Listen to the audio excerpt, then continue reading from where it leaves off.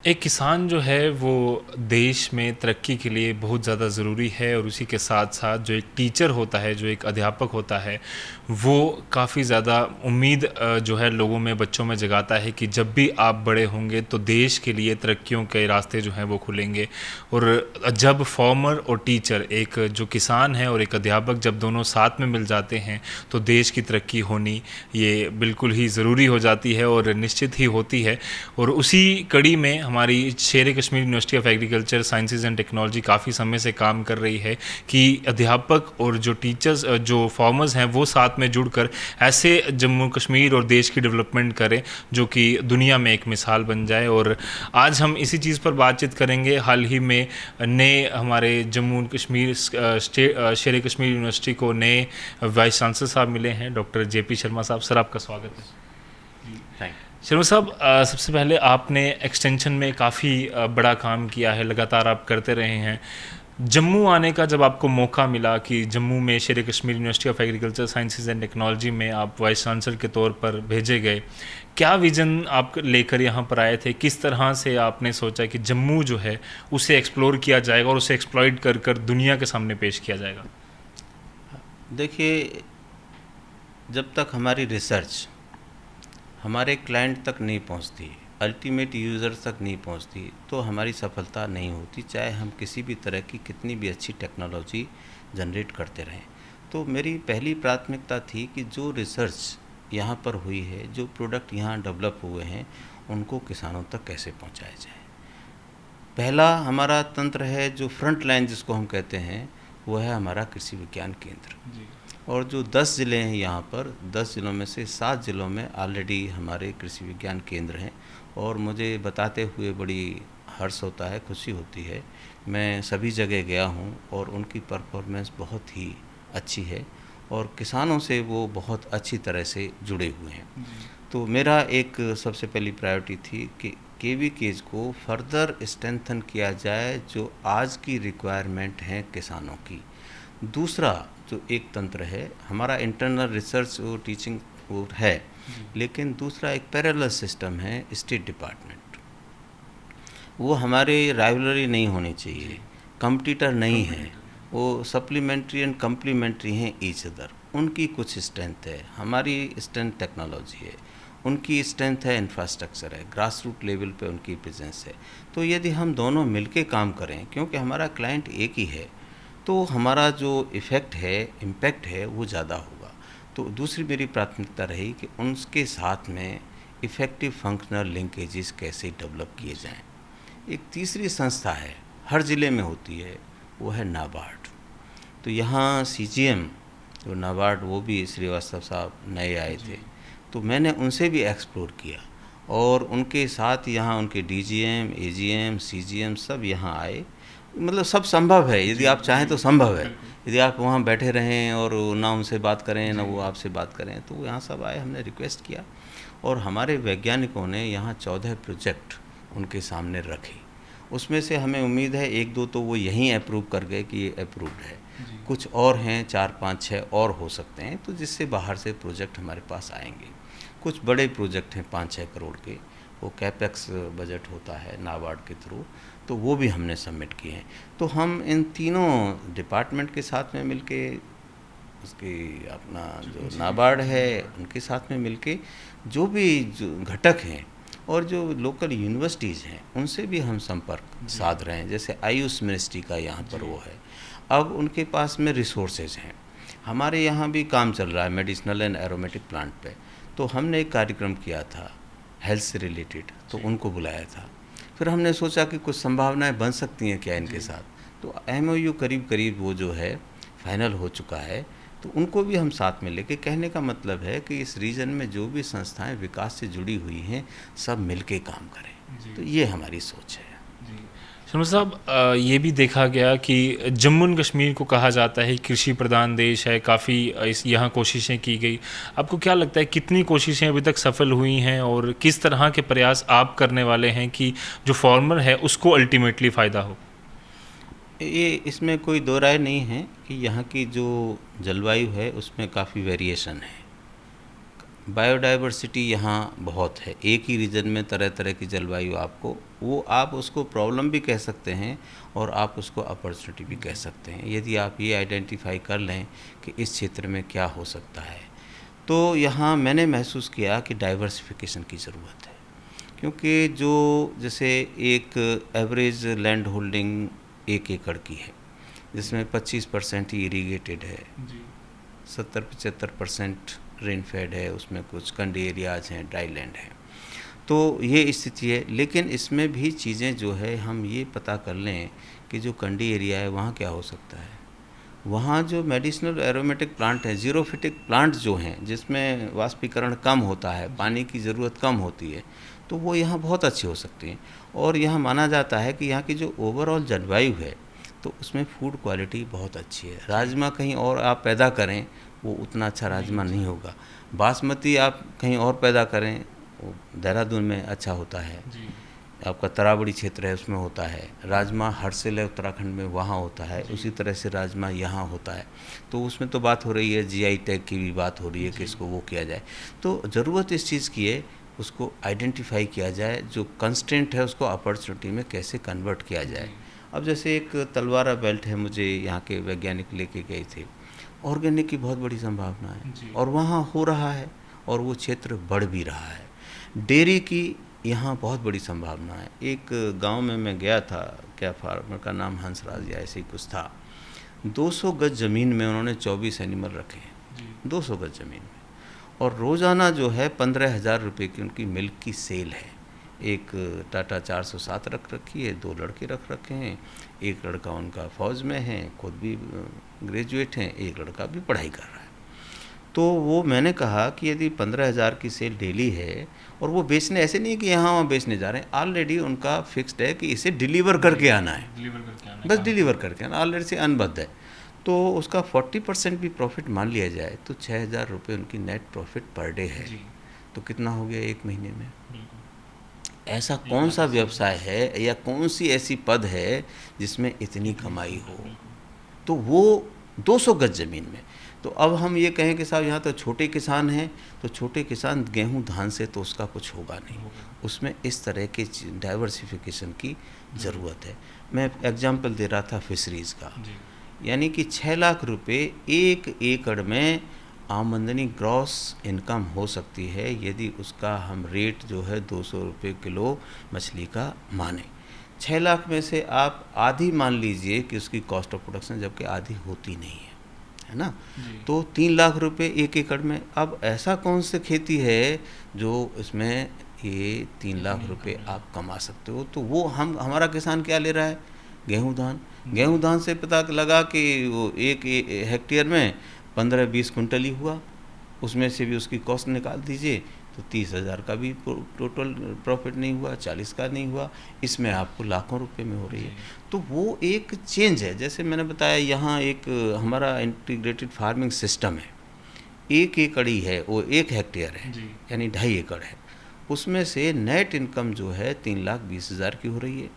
और जो साधारण किसान है इस क्षेत्र का वो 80,000 ले रहा है, यानी कि 4 गुना का एग्जाम्पल आपके यही हैं। और ये तो संस्था में एग्जाम्पल, मैंने किसानों के एग्जाम्पल दे दिए। कोई हल्दी का ग्रोवर है, कोई वर्मी कंपोस्टिंग कर रहा है, कोई लेमन ग्रास से तेल निकाल रहा है, कोई मधुमक्खी पालन का कर रहा है, उनकी आमदनी जो है कई गुना है। और जैसे मधुमक्खी पालन है, इसके लिए ज़मीन भी नहीं चाहिए, बिल्कुल, इसको मेड़ पे, रोड साइड पे रखा जा सकता है, फॉरेस्ट में रखा जा सकता है। मैं रियासी में गया था, वहाँ जंगलों में ही बॉक्स रखे हुए हैं। तो हम कहते हैं ऑर्गेनिक नहीं हो सकता नहीं, लेकिन वो एक ऐसा एरिया था कि वास्तव में ऑर्गेनिक हनी था वहाँ, क्योंकि वो फॉरेस्ट में ही थे बॉक्सेस। तो उससे इकोनॉमिक्स उसका ये है बी कीपिंग का कि एक बॉक्स की कीमत 4,000 रुपये के करीब होती है, और वो बॉक्स अपनी कीमत 1 ही साल में वापस कर देता है, यानी पे बैक पीरियड उसका 1 साल है। कोई इंडस्ट्री वर्ल्ड में नहीं है।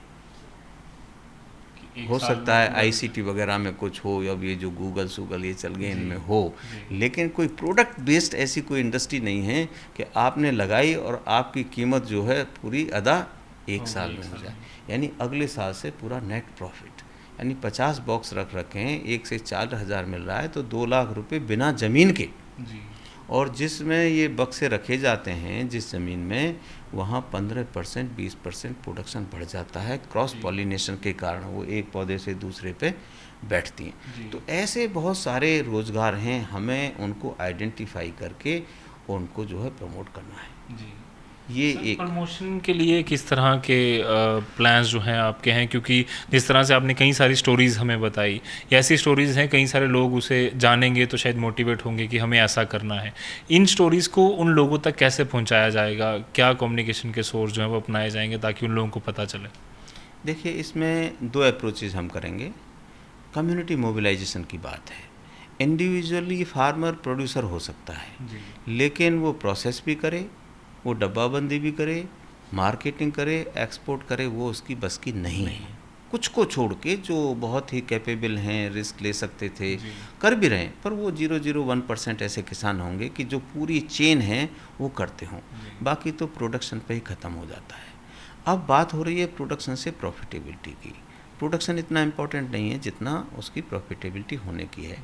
तो इसके लिए जैसे हम फार्मर्स को मोबिलाइज करने के लिए एक फार्मर प्रोड्यूसर ऑर्गेनाइजेशंस, ये सेंट्रल गवर्नमेंट की स्कीम है, और हमें साल में 10,000 फार्मर प्रोड्यूसर ऑर्गेनाइजेशन बनाने हैं, और इसमें गवर्नमेंट सपोर्ट कर रही है, 15 लाख रुपए बनाने के लिए सहायता भी देती है। तो यदि ये चीज़ हो जाती है, जो कि अभी हमारे प्रदेश में बहुत कम है, 17 हैं, और मुझे नहीं पता कि उनकी स्थिति क्या है, फंक्शनल हैं कि नहीं। यदि ये हो जाती है तो फार्मर का सारा झंझट ख़त्म हो गया, वो प्रोड्यूस करे और ऑर्गेनाइजेशन को दे दे। अब ऑर्गेनाइजेशन की जिम्मेदारी है, उसकी प्रोसेसिंग मशीन वो होगी, उसकी टैगिंग करेंगे, ब्रांडिंग करेंगे, और एक्सपोर्ट तक वो ऑर्गेनाइजेशन करेगा। यदि ऐसी कोई व्यवस्था होती है तो फार्मर की आमदनी बहुत बढ़ सकती है।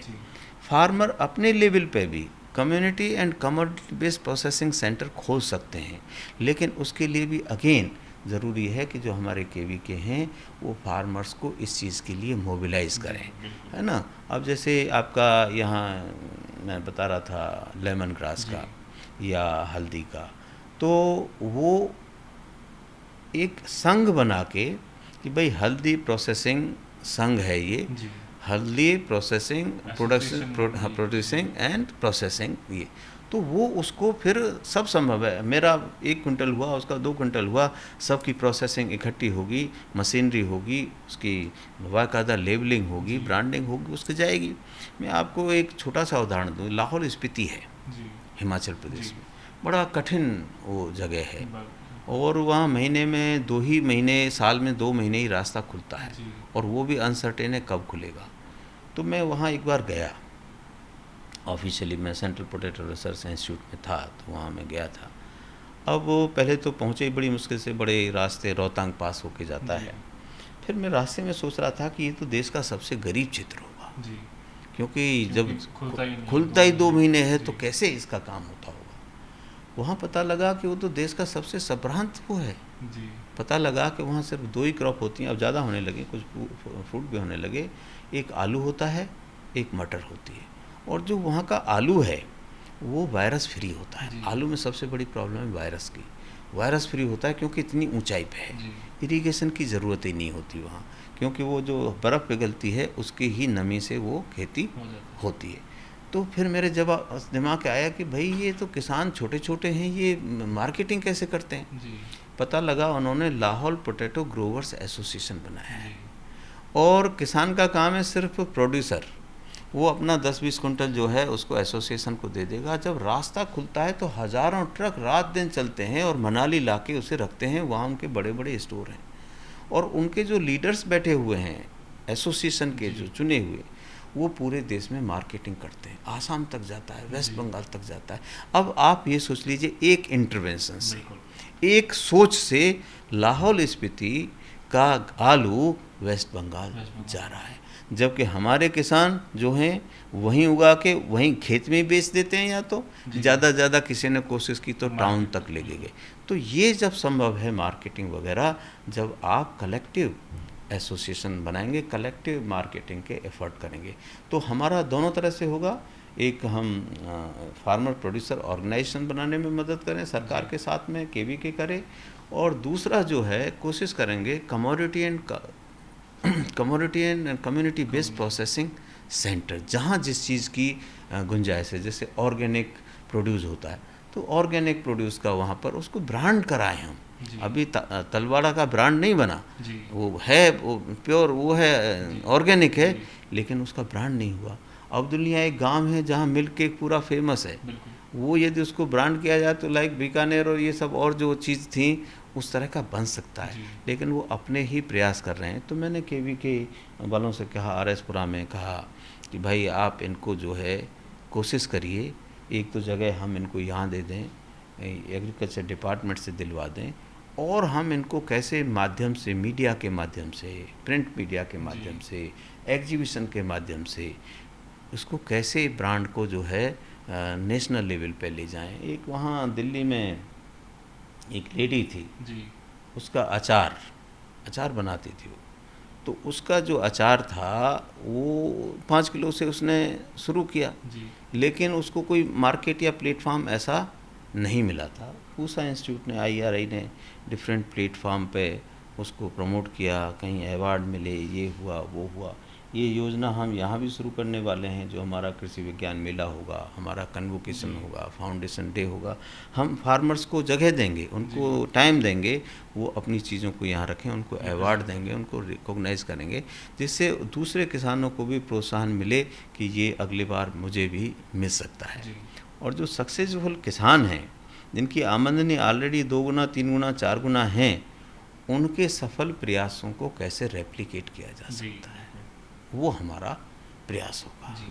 सर, इसके अलावा जो यूनिवर्सिटी में जो कई सारे जो स्टूडेंट्स पढ़ने आ रहे हैं, उनके लिए क्या प्रयास अब किए जा रहे हैं कि वो कम्युनिटी एंगेजमेंट में किस तरह से पार्टिसिपेट कर पाएँ ज़्यादा से ज़्यादा, क्योंकि वो काफ़ी ज़्यादा ज़रूरी है कि जो बच्चे अपनी जो उनकी इनोवेशन है या अपनी जो सोच वो रखते हैं, और जो इम्प्लीमेंटेड चीज़ें हैं जो फार्मर्स कर रहे हैं या जो फैकल्टी कर रही है, वो किस तरह से एक इंटरेक्शन उनका बने। एक तो एक योजना है ICR की, student ready, rural entrepreneurship awareness development योजना। उसके अंतर्गत जो स्टूडेंट्स हैं उनको कोई ना कोई वोकेशन दिया जाता है, जिससे वो ये देख लें कि ज़रूरी नहीं है कि वो रोज़गार की तलाश में भटकें, वो ये चीज़ अपना व्यवसाय भी शुरू कर सकते हैं। जैसे बी कीपिंग है, मशरूम है, सेरिकल्चर है, प्रोटेक्टेड कल्टीवेशन का है। तो मैं आज गया था फील्ड में, मैंने देखा भी स्टूडेंट के लिए स्ट्रक्चर है। दूसरा ये एक इंक्यूबेशन सेंटर है ना, बिजनेस प्रोसेसिंग डेवलपमेंट सेल हर यूनिवर्सिटी में बनाया गया है।